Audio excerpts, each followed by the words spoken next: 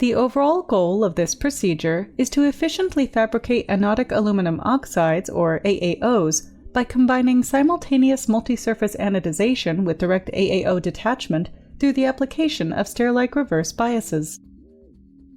These methods can help address key issues in anodization and can contribute to development of AAOs for nanotechnology applications. The main advantages of this procedure are its simplicity, its efficient use of resources, and that it avoids the use of toxic chemicals like mercury dichloride.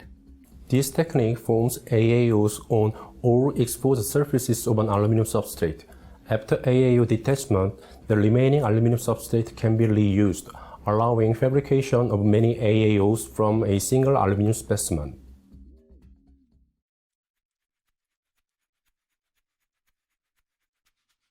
First, cut and polish an aluminum specimen into a parallelepiped. Pour 350 milliliters of a 4:1 solution of absolute ethanol and 60% perchloric acid into a double jacket beaker connected to a low-temperature bath circulator. Based on a dummy aluminum specimen, adjust the solution level so that 4/5 of the substrate will be immersed. Set the bath temperature to slightly below 7 degrees Celsius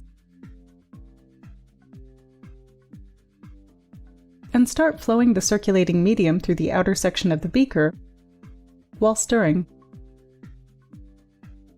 Then, ultrasonicate the aluminum specimen in acetone for 30 to 40 minutes. Rinse the substrate with acetone and deionized water and thoroughly dry it under a stream of air or nitrogen gas. Clamp the dry aluminum